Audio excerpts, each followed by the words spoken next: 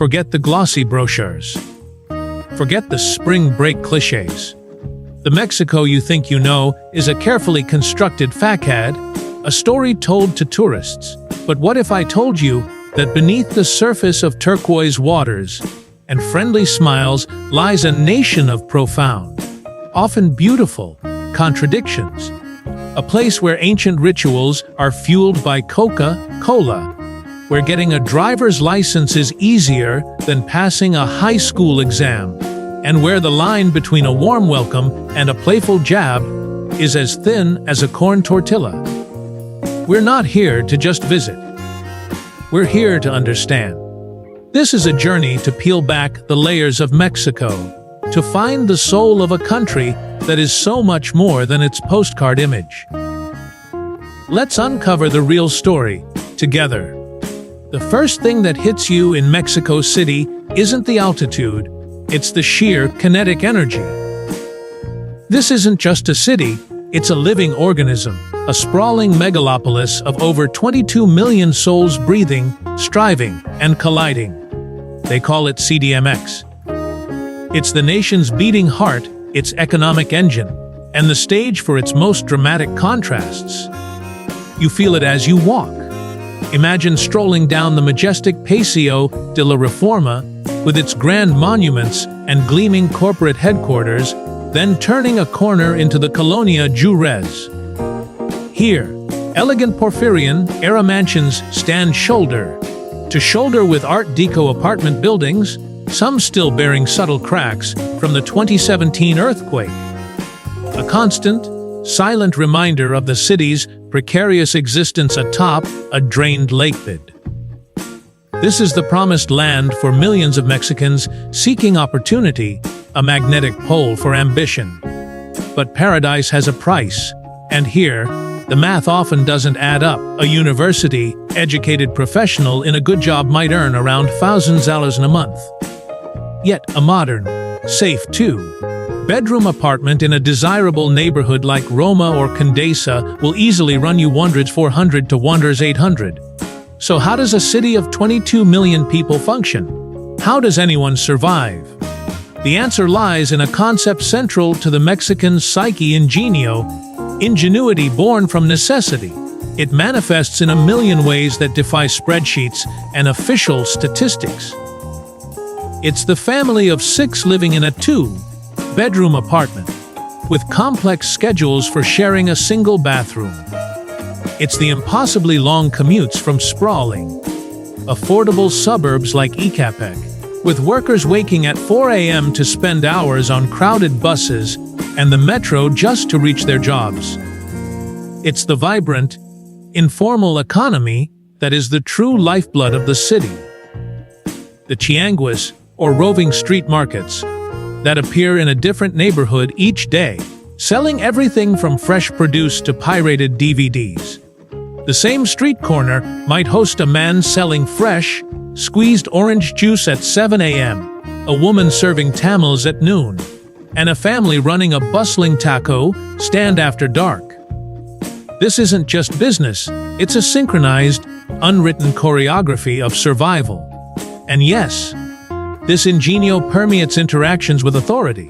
That example of resolving a 100 traffic fine with a $50 contribution isn't just a funny anecdote about corruption, it's a symptom of a systemic problem. When a police officer earns less than $400 a month, not enough to support a family in this expensive city, the mordida, or bite, becomes an unofficial, widely understood, and often necessary supplement to their income. It's a pragmatic, if flawed, social contract born from economic desperation on both sides of the transaction. This pragmatic flexibility extends to the very act of driving. The chaos on the roads is legendary. Lane markings are suggestions, turn signals are optional, and a symphony of horns provides the constant soundtrack, the reason for the shockingly high number of traffic fatalities. Over 17,000 a year becomes brutally clear when you understand the system. In some states, getting a driver's license requires no driving test. You show your ID, pay a fee of around $45, and walk out with a valid license in 20 minutes. The philosophy seems to be one of radical accessibility.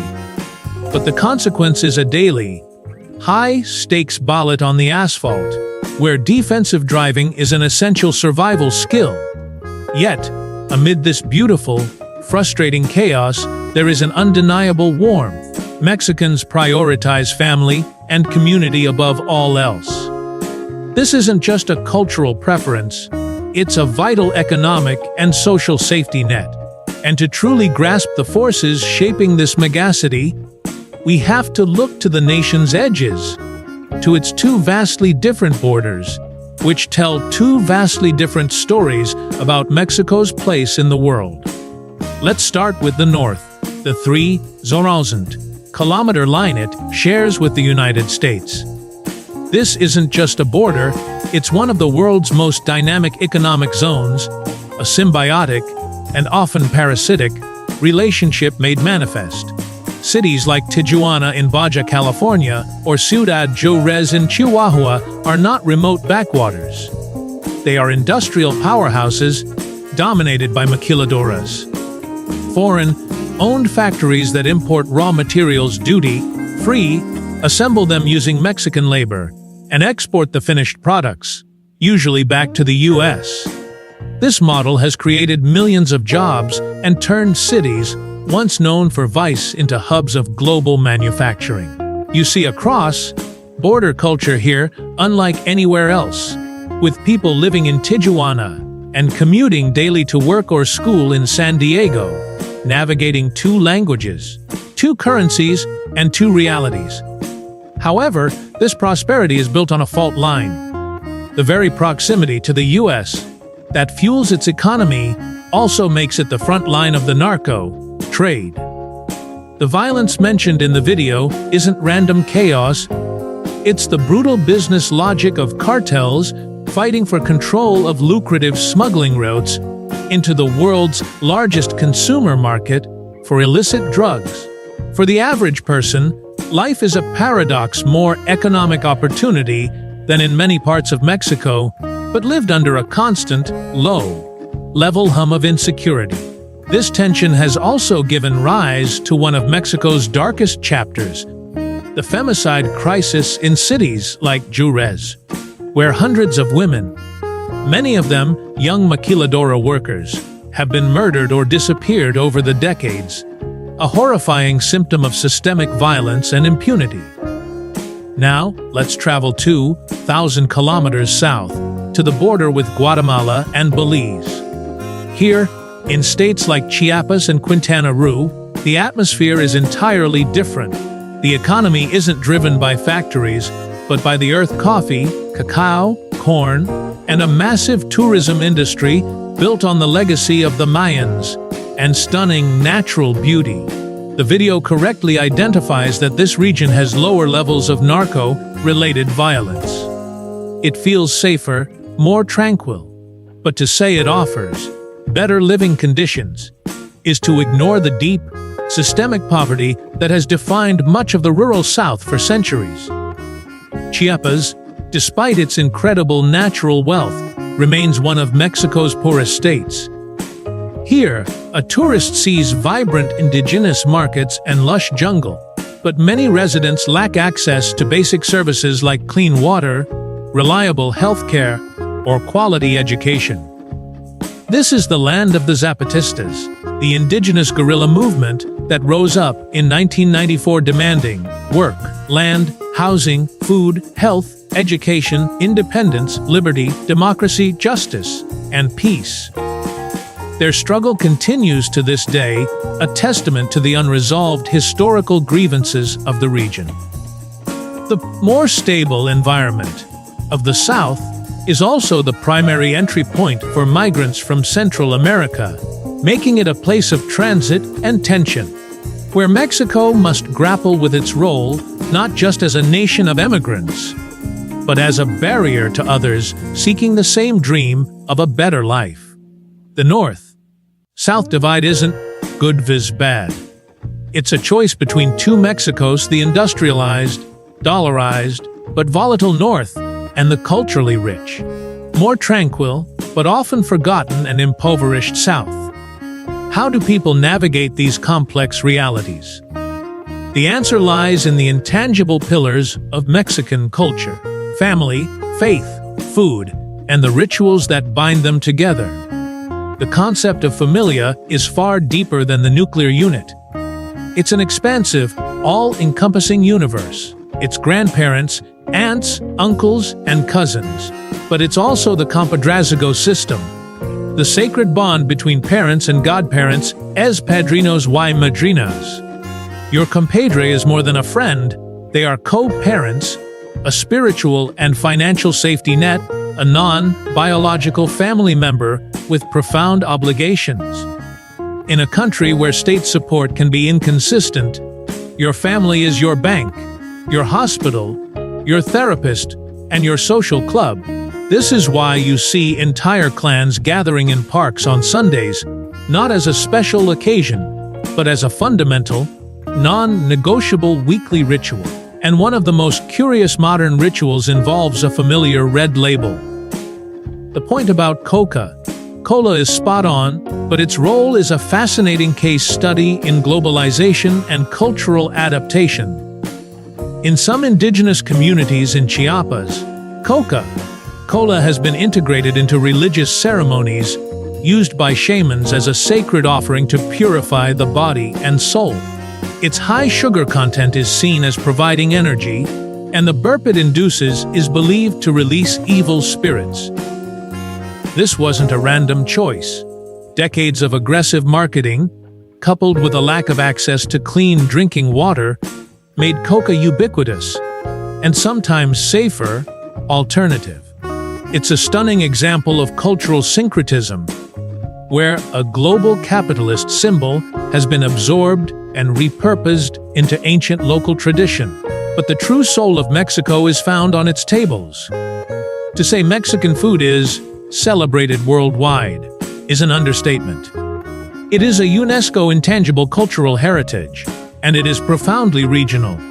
Forget the generic Mexican food. You know, in Oaxaca, the land of the seven moles, a single sauce can be a symphony of over 30 ingredients: chiles, nuts, seeds, chocolate. That represents a family's history in a single dish. In the Yucatan Peninsula, you'll taste the Mayan influence in dishes like cochinita pibil, pork marinated in achiote and sour orange, wrapped in banana leaves and slow roasted in an underground pit, a technique thousands of years old.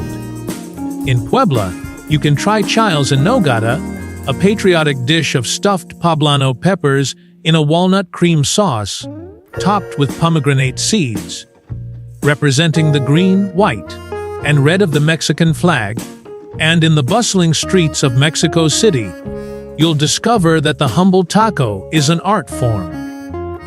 Picture yourself at a street stall, the scent of sizzling pork and pineapple for tacos al pastor filling the air. The taquero shaves the meat with practiced grace from the vertical spit, a technique, the trompo, brought to Mexico by Lebanese immigrants. Food here is not just sustenance, it is history, migration, and identity rolled into one delicious, handmade package. For anyone thinking of staying longer than a vacation, understanding the practical systems is non-negotiable. This is where the tourist experience ends and the reality of temporary residence begins. Let's delve into three critical areas: visas, healthcare, and infrastructure. First, the visa situation. The video mentioned an e-visa, but for many nationalities, including the US, Canada, UK, and the Schengen area, it's even simpler. You receive an FMM, or tourist card, upon arrival, typically valid for up to 180 days. However, the recent influx of digital nomads has led to inconsistent enforcement, with some officials granting only 30 or 90 days.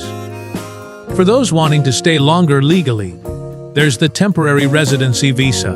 This requires applying from your home country and proving economic solvency, either a steady monthly income of around $2,700 or savings of about $45,000.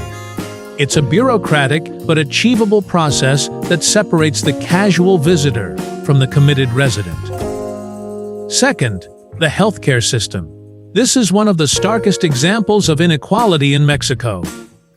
There's the public system, primarily IMSS for private sector employees, which is chronically underfunded and overwhelmed. A friend of mine in Mexico City, covered by IMSS, needed to see a specialist for a non-urgent but painful condition.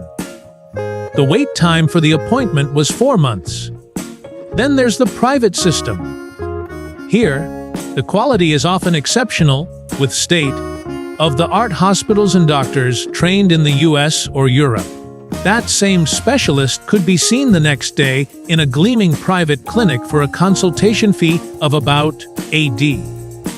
For this reason, anyone planning an extended stay must factor in the cost of robust private health insurance, which can run from $100 to $400 a month.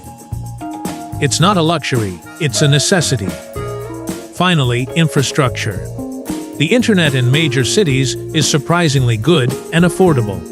But the most vital piece of infrastructure for daily life is the water system. Do not drink the tap water. It's not a suggestion, it's a rule. While the water, leaving treatment plants, may be clean, the aging pipe systems in most cities mean it's not safe for consumption by the time it reaches your faucet. Life revolves around the garrafon, the 20-liter jug of purified water. You hear the trucks rumbling through neighborhoods with their distinct call, a familiar sound of daily life as people exchange their empty jugs for full ones. Another unsung hero is the ADO bus system. For long-distance travel, these first-class buses are clean, safe, and comfortable, connecting virtually every corner of the country far more effectively than the nearly non-existent passenger rail system. It's a world-class service that showcases Mexican efficiency at its finest. Finally, let's return to where most foreign journeys to Mexico begin and the Caribbean coast. The video showcased Cancun and Playa del Carmen as idyllic getaways, and they are. But they are also living case studies in the complex, often heartbreaking, paradox of modern tourism. Cancun is not an organic Mexican city. It was an invention, conceived by government computers on the 1970s on a deserted strip of sand. Its hotel zone is a 20-kilometer bubble of all-inclusive resorts, fine dining restaurants, and nightclubs, deliberately insulated from the rest of Mexico. It's an astounding success of branding. But the real Cancun is the city across the highway, a sprawling, chaotic metropolis where the hundreds of thousands of hotel workers, waiters, and tour guides live, a world away from the luxury they service every day for wages that barely cover their rent. Playa del Carmen has a different, more tragic story. It grew organically from a small fishing village into a bohemian, global hotspot. This has brought prosperity, but it has come at a tremendous cost. The video mentioned rising housing costs, but the term is gentrification, and it is relentless and brutal. An apartment that a local teacher rented for $300 a month 5 years ago is now an Airbnb listed for $150 a night. That teacher now commutes an hour each way from a concrete suburb built far from the beach. The laid-back vibe has been replaced by the frantic energy of overdevelopment. And there's the environmental price. The pristine turquoise water is under threat. The massive, often unregulated development has damaged the fragile Mesoamerican reef, the second largest in the world. And in recent years, a new plague has arrived, sargassum. It's a type of seaweed that blooms in massive quantities due to warming oceans and fertilizer runoff from as far away as the Amazon River. It chokes the beaches for months at a time, turning the postcard perfect coast into a smelly, brown mess. It's not just ugly, its decomposition releases hydrogen sulfide and leaches heavy metals, creating an ecological dead zone. And now there is Tulum, the final stage in this evolutionary tale of tourism.